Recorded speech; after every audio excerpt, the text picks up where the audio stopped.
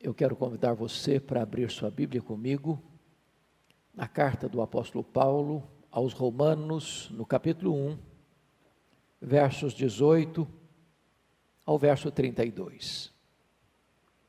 Este é um dos textos mais solenes da Bíblia, que retrata a realidade do coração do homem afastado de Deus, e de como Deus reage a essa realidade. Então, abra aí comigo, acompanhe esta leitura e mantenha a sua Bíblia aberta comigo aí na sua casa, para juntos considerarmos este texto.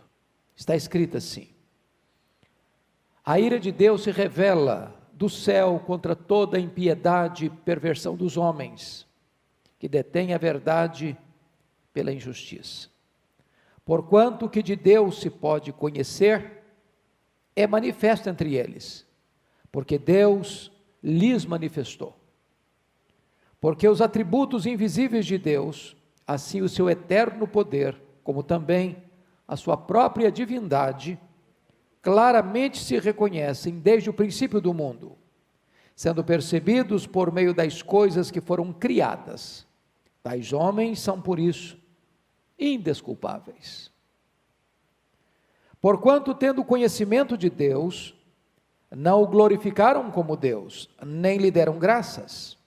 Antes se tornaram nulos em seus próprios raciocínios, obscurecendo-se-lhes o coração insensato. Inculcando-se por sábios, tornaram-se loucos, e mudaram a glória do Deus incorruptível em semelhança da imagem de homem corruptível, bem como de aves, quadrúpedes e répteis. Por isso, Deus entregou tais homens à imundícia, pelas concupiscências de seu próprio coração, para desonrarem o seu corpo entre si. Pois eles mudaram a verdade de Deus em mentira, adorando e servindo a criatura em lugar do Criador, o qual é bendito eternamente. Amém. Por causa disso, os entregou Deus a paixões infames, porque até as mulheres mudaram o modo natural de suas relações íntimas por outro contrário à natureza. Semelhantemente, os homens também, deixando o contato natural da mulher, se inflamaram mutuamente em sua sensualidade, cometendo torpeza, homens com homens, e recebendo em si mesmos a merecida punição do seu erro. E por haverem desprezado o conhecimento de Deus, o próprio Deus os entregou a uma disposição mental reprovável para praticarem coisas inconvenientes, cheios de toda injustiça, malícia, avareza e maldade, possuídos de inveja, homicídio, contenda, dolo e malignidade, sendo difamadores, caluniadores, aborrecidos de Deus, insolentes, soberbos, presunçosos, inventores de males, desobedientes aos pais, insensatos, pérfidos, sem afeição natural e sem misericórdia. Ora, conhecendo eles a sentença de Deus, de que são passíveis de morte os que tais coisas praticam, não somente as fazem, mas também aprovam os que assim procedem. Bom, eu quero conversar um pouco então com vocês, nesta noite, à luz desse texto, sobre a ira de Deus. Eu estou convencido de que este não é um tema popular, nem palatável. Eu estou convencido de que talvez aí no seu coração você possa até estar pensando, mas por que um assunto desse, num momento desse? Talvez você possa até cogitar de que é inoportuno falar de um assunto tão solene quanto este, nessa conjuntura.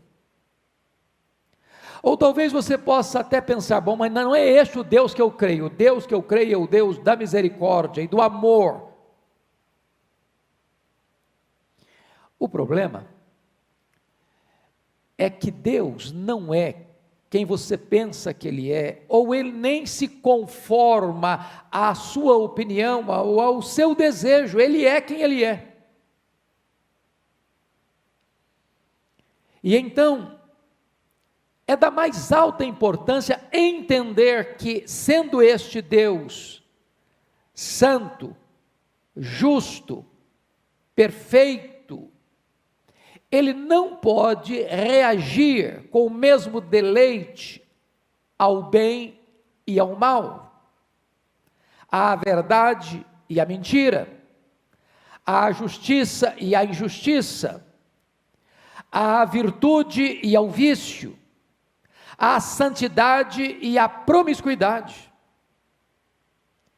A própria perfeição divina exige que Deus reaja fortemente contra o mal, e essa reação santa de Deus ao mal, que a Bíblia chama de a ira de Deus, não é uma ira descontrolada como a nossa, não é uma ira caprichosa como a nossa, não é uma ira eivada de pecados como a nossa, mas é a santa repulsa de Deus àquilo que é mal. Bom, a primeira coisa que eu chego à conclusão ao ler esse texto, é que o pensador francês Jean-Jacques Rousseau errou, quando diz que o homem é essencialmente bom. Bom, o homem não é essencialmente bom, e a história é a maior evidência disso. As guerras, as injustiças, os crimes de mando, os abortos criminosos, a violência, a exploração, a promiscuidade. Bom, isso prova que o homem não é bom, essencialmente bom. O homem é mau, essencialmente mau. Segundo, esse texto, penso eu, prova que o positivismo de William James está errado, quando disse que o maior problema do homem é a falta de conhecimento. Dê conhecimento ao homem e todos os seus problemas estarão resolvidos. Isso não é verdade. Este homem que está debaixo da ira de Deus, ele conhece, ele tem saber, ele tem ciência. Aliás, nós vivemos no reino milagroso do saber, nós vivemos no apogeu da ciência, nós vivemos no ponto máximo, culminante das descobertas científicas, tecnológicas, e não obstante todo o acervo cultural e intelectual que a nossa geração possui, ela está chafurdada no pântano pestilento e lodacento da corrupção, da maldade e da promiscuidade moral.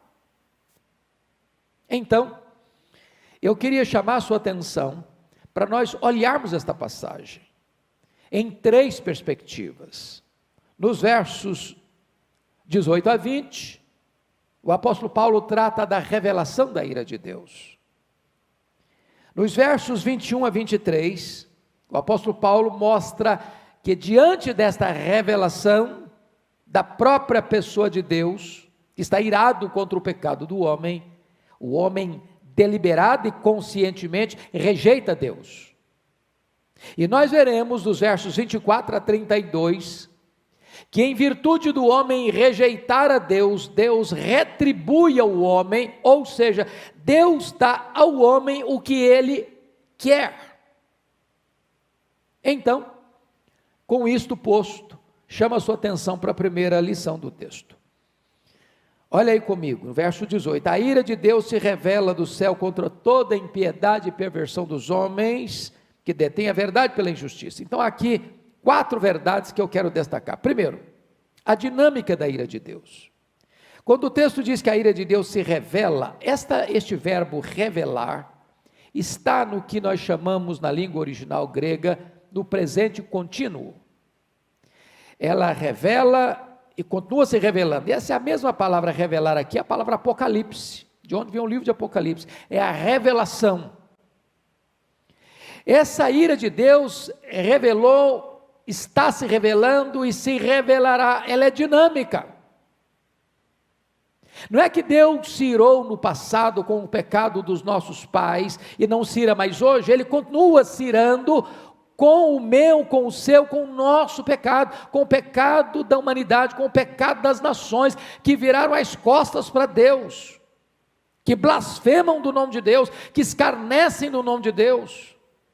Nos parlamentos, nas cortes, na imprensa, na mídia, na literatura, no teatro, no carnaval, no dia a dia da vida, nas telenovelas, nos filmes.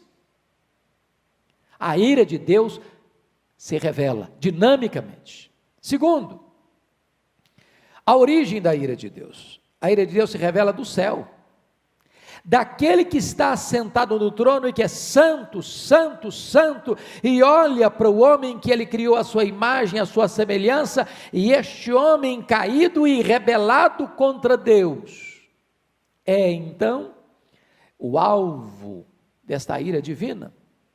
E então você vai ver, em terceiro lugar, a causa da ira de Deus. Quando Paulo diz assim, aí Deus se revela contra toda impiedade e perversão dos homens.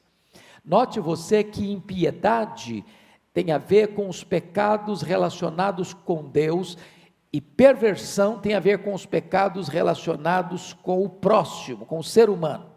Em outras palavras, impiedade é a quebra da primeira tábua da lei de Deus, e perversão é a quebra da segunda tábua da lei de Deus. A impiedade, diríamos que são os pecados religiosos, e a perversão são os pecados morais. Porque o homem está com a relação errada com Deus, o homem está com a relação errada com o seu próximo. E isso é o que eu chamaria de a causa da ira de Deus. Deus olha e vê tanta impiedade quanto a perversão. Se a impiedade tem a ver com a idolatria, a perversão tem a ver com a imoralidade.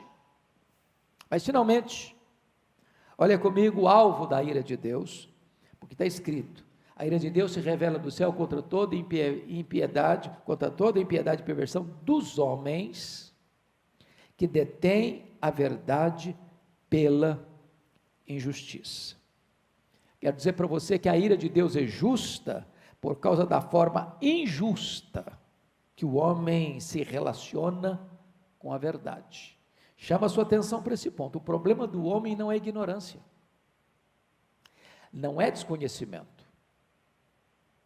O que Paulo está dizendo aqui é que o homem detém a verdade pela injustiça.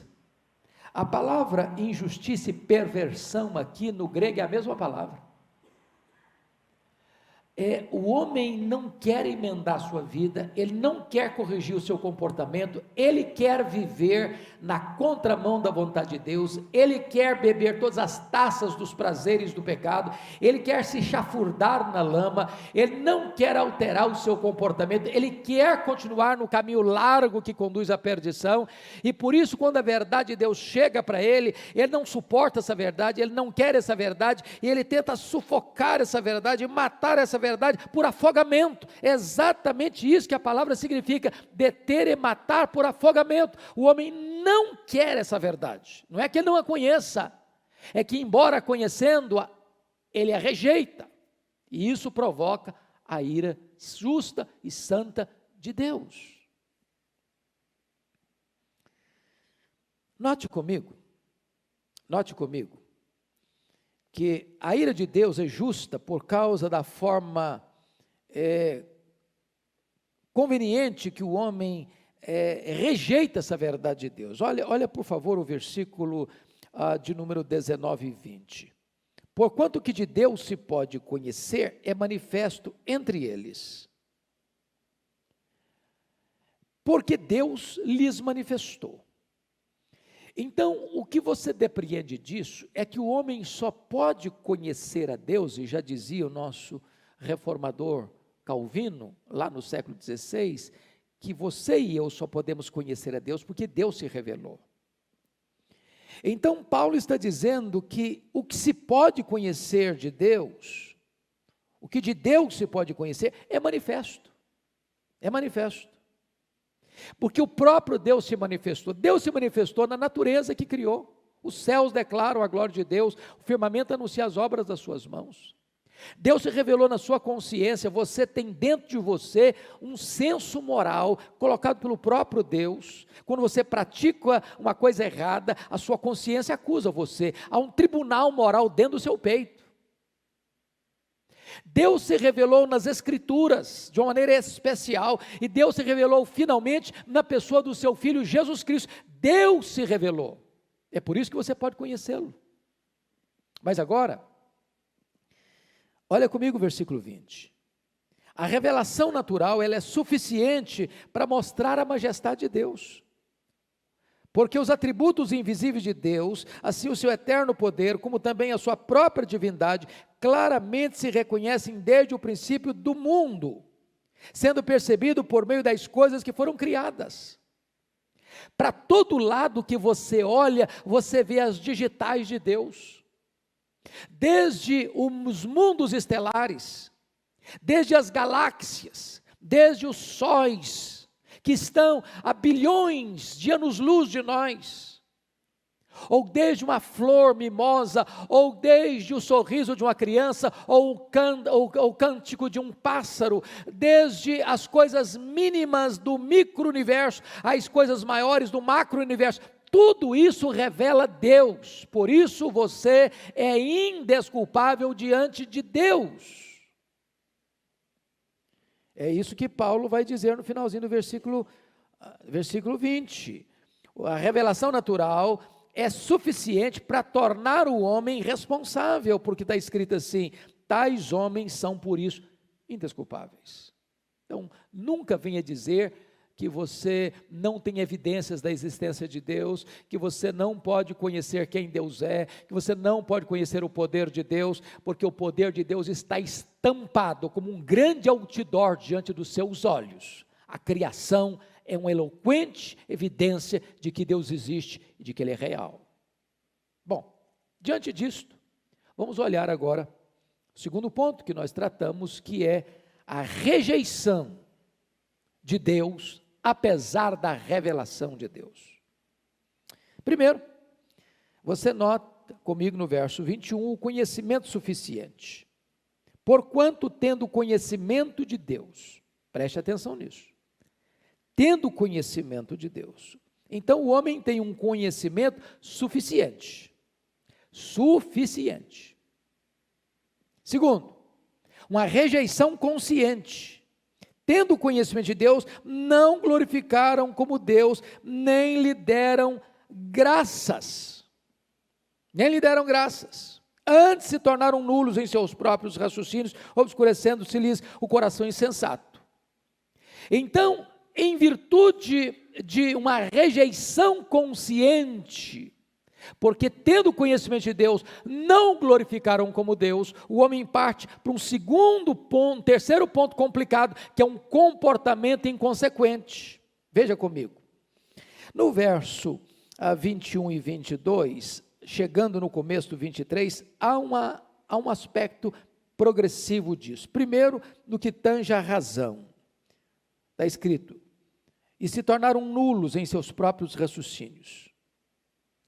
Depois da razão, desce para o sentimento, versículo 21, obscurecendo-se-lhes o coração insensato. As duas coisas geram o que versículo 22 diz, de inculcando-se por sábios, tornaram-se loucos. É o homem pensando, é o homem lucubrando, é o homem filosofando, é o homem criando ideias, pensamentos, conceitos na sua mente, e ele vai sendo insensado, e ele vai sendo aplaudido, e ele vai sendo colocado no pedestal, e ele vai crescendo como um grande pensador, um grande filósofo, e vai criando filosofias e pensamentos e correntes filosóficas que vão se apartando do verdadeiro conhecimento, da verdadeira virtude, da verdadeira natureza humana, e vai se corrompendo, e ele achando que ele é muito sábio, ele é louco, torna-se louco. Então preste atenção que o conceito intelectual produz um sentimento, e essa junção do conceito intelectual e de um sentimento deturpado vai desembocar numa prática religiosa pervertida. Olha comigo o versículo 23. E mudaram a glória de Deus. E mudaram a glória de Deus. Do Deus incorruptível, em semelhança de imagem de homem corruptível. É o homem que agora rejeita a revelação de Deus, ele não quer a revelação de Deus, ele sufoca a verdade, ele mata a verdade, ele afoga a verdade, e ele cria para ele uma religião ao seu gosto, do seu modo, para ele fazer do jeito que ele pensa, que acha, que gosta, que sente. E então diz a Bíblia que ele transforma o Deus incorruptível, mudaram a glória do Deus incorruptível em semelhança da imagem de homem. Fabrica imagens. Mas o homem, não satisfeito com isso, desce mais a um degrau, faz Deus um ser volátil, como ave. Mas não satisfeito com isso, ele transforma Deus num animal de patas, um quadrúpede. Mas não satisfeito com isso, ele transforma a divindade num réptil que se arrasta. E aí você começa a perceber que esse conhecimento tão grande que esse homem tem vira loucura, e essa loucura filosófica dele vai produzir uma religião de idolatria abominável a Deus, porque avilta o ser incorruptível de Deus. É por isso que diante desta revelação de Deus e desta rejeição do homem, Deus então, vem o terceiro ponto, que é chamado da retribuição, e Deus então dá ao homem aquilo que ele merece, e aquilo que ele deseja. Se não, vejamos. Olha comigo o versículo 24. Por isso, e aliás tem 3 versículos aqui, que começam assim, versículo 24. Por isso, Deus entregou tais homens. Versículo 26. Por causa disso, os entregou Deus a paixões infames. Versículo 28, e por haverem desprezado o conhecimento de Deus, o próprio Deus os entregou a uma disposição mental reprovável. O que está acontecendo aqui? O que você percebe é que quando o homem, no assodamento do seu pecado, sufoca a verdade, rejeita a revelação de Deus, e ele, ao rejeitar o conhecimento de Deus, ele começa a lucubrar, e nessa lucubração o seu coração vai ficando tenebroso e insensato, e ele vai criando para si essa soberba, e essa arrogância, essa altivez, essa jactância, achando que ele está com a bola toda, que ele é o grande corifeu do saber. Paulo diz, ele se tornou um louco, porque todo esse saber dele vai desembocar numa religiosidade pervertida, depravada, de uma idolatria a chão, que vai aviltar o ser de Deus, transformando o Deus incorruptível em réptil, em quadrúpede, em aves, em seres parecidos com o homem, vai completamente corromper o ser de Deus e o culto e a adoração a Deus, em virtude disso.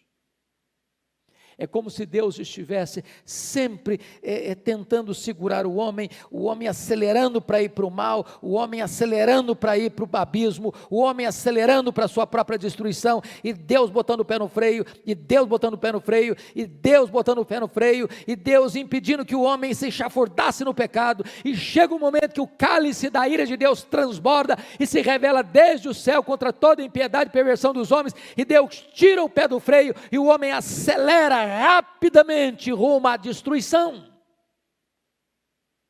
Deus dá a ele o que ele quer. Vejamos aqui, versículo 24. Por isso Deus entregou tais homens à imundícia, pelas concupiscências de seu próprio coração, para desonrarem o seu corpo entre si. Veja você que tem degraus. Deus se revela, a verdade chega, o homem a sufoca, o homem não a quer. Por que ele não a deseja? Porque não quer mudar sua conduta, nem com Deus, nem com o próximo. Ele está na impiedade, está na perversão. Depois Deus se revela, e este homem, tendo o conhecimento de Deus, não glorifica Deus, ele glorifica ele mesmo, ele exalta ele mesmo, ele se coloca no pedestal. Esta é a realidade que nós estamos vivendo hoje, um século humanista, é a idolatração do homem, é a divinização do homem, é o homem jogando Deus para a lateral, é o homem dispensando Deus da sua vida, é o homem tentando dispensar Deus da sua história, é o homem tentando descobrir teorias para dizer não, o homem não veio de Deus, é o homem tentando encontrar formas de dizer não, o universo não veio de Deus, é o homem tentando encontrar maneiras de explicar a origem da vida, a origem do universo, a origem da raça humana sem a existência de Deus. É o homem querendo ser muito sábio e tornando-se louco. O resultado é que esse humanismo idolátrico, este antropocentrismo idolátrico vai desembocar na idolatria mais vil, e a idolatria mais vil vai desembocar na imoralidade mais abominável. E Paulo vai então dizer que estas pessoas foram entregues a elas mesmas. E eu vou dizer algo soleníssimo a você aqui. Não tem nada mais perigoso para o homem do que receber de Deus o que ele deseja. Se Deus tirar o pé do freio, se Deus soltar as rédeas, o homem correrá celeremente rumo ao abismo e à destruição. E Deus então está mostrando que pelo fato do culto ter sido corrompido, da adoração ter sido corrompida, a própria relação humana, como Deus a instituiu, com homem e mulher, macho e fêmea, no casamento heterossexual, que vai procriar para povoar a terra, vai ser corrompida, e de repente, diz o versículo 24, que o homem é entregue à imundícia, à concupiscência do seu próprio coração, para desonrar o seu corpo entre si. Agora veja o verso 26 comigo. Por causa disso, os entregou Deus a paixões infames, porque até as mulheres mudaram o modo natural de suas relações íntimas por outro contrário à natureza. Parece-nos que Paulo está querendo sugerir-nos que as mulheres são mais guardiãs dos valores morais do que os homens, e que quando as mulheres chegam ao ponto também de se corromperem, é que a raça humana já está no estado de decadência absoluta. E Paulo vai dizer que não só os homens desonram o corpo entre si, mas as mulheres também começam a ter uma relação fora da naturalidade, fora daquilo que é comum, mudar o modo natural das suas relações íntimas, contrário à natureza, e começar a se relacionar mulheres com mulheres. E isso não é apenas um juízo de Deus, mas isso também é uma entrega de Deus àquilo que as pessoas estão querendo. Agora veja comigo, versículo 27. Semelhantemente, os homens também, deixando o contato natural da mulher, se inflamaram mutuamente em sua sensualidade, cometendo torpeza. Homens com homens, e recebendo em si mesmos a merecida punição do seu erro. É curioso que nós estamos vivendo numa época como a Roma antiga. Quando Paulo escreveu esta carta, ele era um homem informado, ele não tinha estado em Roma ainda, mas Roma foi chamada por alguns historiadores de a cloaca do mundo. Uma cidade metropolitana, a maior cidade do mundo da época, com mais de 1 milhão de habitantes, a capital do império, a cidade mais rica, mais poderosa, a cidade que era a capital, a cidade mais promíscua, mais corrompida, desde os imperadores romanos, uma cidade decadente. E de lá para cá não tem sido diferente. O homem acha que ele pode fazer do seu corpo o que bem entender.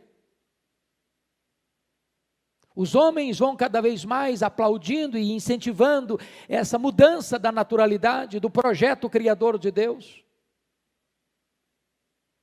E esta situação expressa não só o juízo de Deus, mas é Deus dizendo o seguinte: é isso que você quer?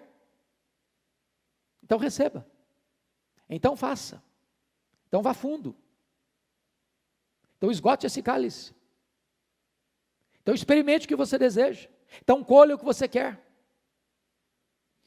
E o que Paulo vai mostrar para nós é que isto é concupiscência. Versículo 24, é imundícia. Ele vai dizer para nós no versículo 26 que é paixão infame. Ele vai dizer no versículo 26 que isso é contrário à natureza. Ele vai dizer no versículo 27 que isso é torpeza. E ele vai dizer no versículo 27 que isso é um erro. Por mais que a sociedade aplauda, por mais que as cortes aprovem, por mais que as leis favoreçam, por mais que os homens reconheçam, a palavra de Deus, que não pode falhar e não pode mudar, está dizendo que isto é um juízo de Deus para dar ao homem aquilo que ele quer, porque rejeitou a verdade, porque rejeitou a Deus, porque tornou nulo no seu raciocínio.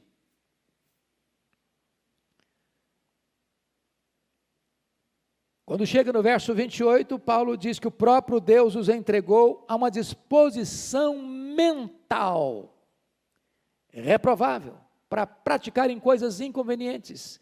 Significa que a mente deste homem, que tem tanto saber, parece que está às avessas.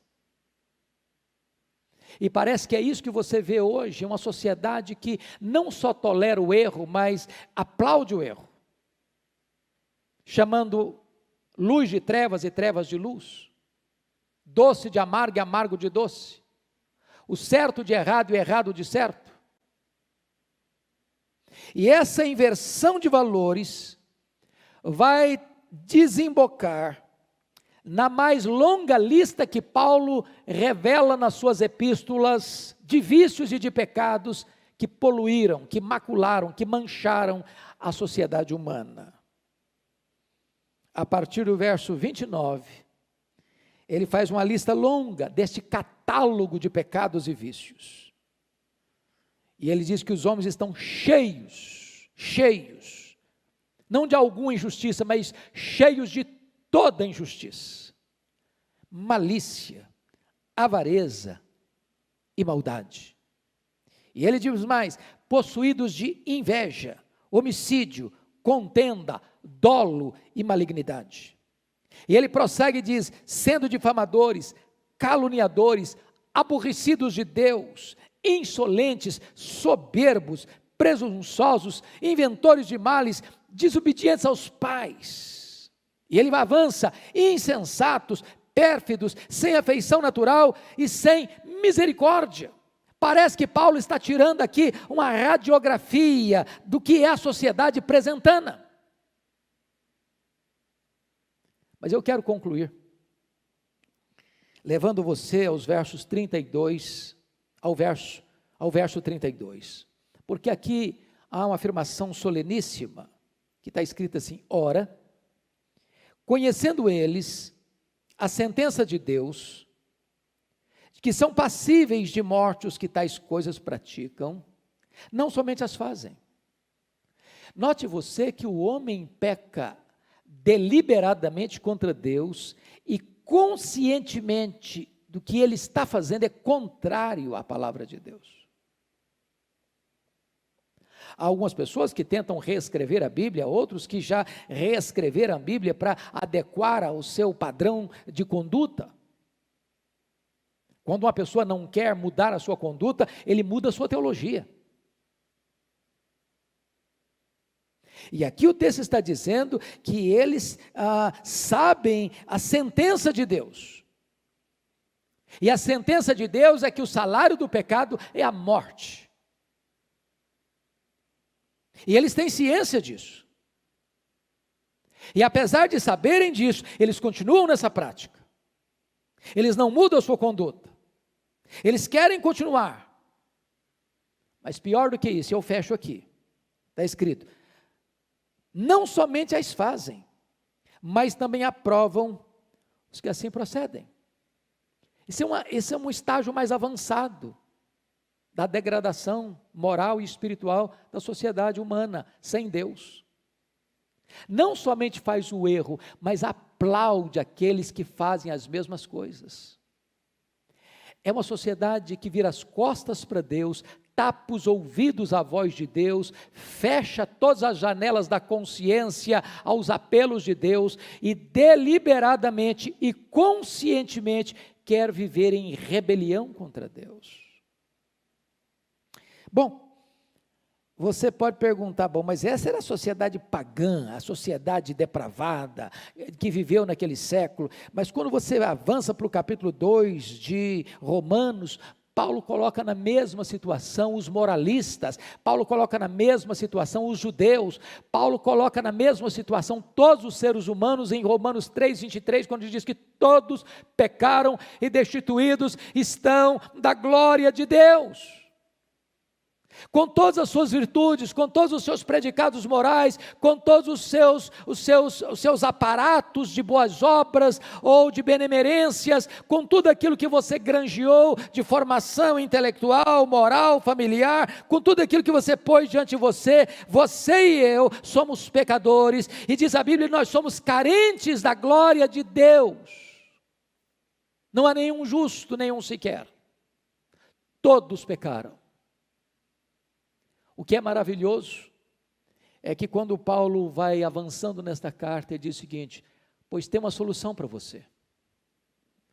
Você não precisa viver o resto da sua vida em rebelião contra Deus, você não precisa ser condenado pelos seus pecados, você não precisa viver prisioneiro dos seus pecados, você não precisa viver nesta lama lodacenta e pestilenta do pecado. Há uma saída, há uma solução. Deus mandou o seu Filho Jesus Cristo como o nosso substituto, como o nosso fiador, como o nosso representante, e Deus abriu para nós uma poderosa porta de redenção, Deus abriu para nós uma janela de escape. Deus enviou o seu Filho Jesus Cristo como nosso Salvador, como nosso Redentor, e Jesus Cristo foi lá na cruz, e quando ele estava lá na cruz, Deus pegou e lançou sobre ele todos os nossos pecados, todas as nossas mazelas, todas as nossas iniquidades, e a Bíblia diz que ele levou sobre o seu corpo no madeiro os nossos pecados, e ele morreu pelos nossos pecados, e agora se você se arrepender dos seus pecados, se você crer no Senhor Jesus, há perdão para você, a salvação para você, a libertação para você, a vida nova para você, a salvação eterna para a sua vida. E eu concluo agora contando a você uma experiência. Você não será condenado pelos seus pecados, você será condenado se você rejeitar a oferta do perdão de Deus. num dos estados dos Estados Unidos. Você sabe que cada estado lá tem suas leis independentes no que tange a pena de morte. Alguns estados têm pena de morte, outros não têm. Num desses estados que tem pena de morte, um jovem criado na igreja cometeu um crime grave, porque se afastou da igreja, foi preso, foi julgado, foi condenado à pena de morte. Muitos apelos surgiram àquele governador para reconsiderar o caso. Deram uma série de razões e motivos que ele deveria perdoar aquele moço. E esse governador resolve então atender ao clamor, não só da mãe daquele rapaz, mas de tantas pessoas. Mas, ao escrever-lhe a carta de alforria, se disfarçou de um cidadão comum, pegou uma Bíblia, botou a carta de alforria dentro da Bíblia e foi visitar aquele moço. Aquele moço não sabia, o governador estava disfarçado, e disse: jovem, eu vim lhe trazer essa Bíblia. E dentro desta Bíblia tem a sua carta de liberdade. Dentro dessa Bíblia você encontrará a sua carta de perdão e de libertação. Aquele jovem cuspiu no governador, blasfemou contra o governador, enxotou o governador e não quis receber a Bíblia. O governador voltou com a Bíblia na mão, uma carta de alforria. Mais tarde, informaram aquele jovem: quem estava aqui e você cuspiu nele e recusou a ele era o governador. E dentro daquela Bíblia estava a sua carta de alforria assinada pelo governador. Você vai ser executado, você vai morrer não pelos seus crimes, você vai morrer porque você recusou a receber o perdão. E no dia da execução daquele moço, ele pediu a palavra antes de ser executado e declarou exatamente essas palavras: eu estou sendo executado hoje, não pelos crimes que cometi, eu estou sendo executado hoje porque eu recusei a receber o perdão de quem tinha poder para me dar o perdão. Hoje é um dia de salvação para você. Não importa como você tem vivido, talvez uma vida longe de Deus, talvez você que foi criado até mesmo no Evangelho, mas virou as costas para Deus, talvez você que tem vivido no pecado, na lama, na promiscuidade sexual, talvez que você que tem vivido, esteja vivendo até hoje na idolatria mais tosca, pois hoje há salvação para você. Se você se arrepender, se você crer em Jesus, Ele entrega agora mesmo a sua carta de perdão, de alforria, e você receberá a vida eterna. Deus está propondo diante de você hoje a vida e a morte, a salvação ou a condenação. Escolha a vida para que você viva. Onde você está, ore comigo nesse momento. Deus, eu quero te dar graças pela tua palavra, porque ela apresenta para nós não só a nossa triste realidade de pecado, mas ela abre para nós a porta da esperança e nos mostra a salvação. Glória ao teu nome, porque todos nós pecamos, mas glória ao teu nome, porque Jesus Cristo, teu Filho, por amor de nós, veio a este mundo e morreu em nosso lugar para nos dar a vida eterna. Agora, Senhor, te pedimos que tu toques o coração daquela pessoa que está nos assistindo, para que ela se arrependa e creia enquanto é tempo, e receba o teu perdão, receba a tua libertação, e receba agora mesmo o dom da vida eterna. Assim oramos, em nome de Jesus. Amém.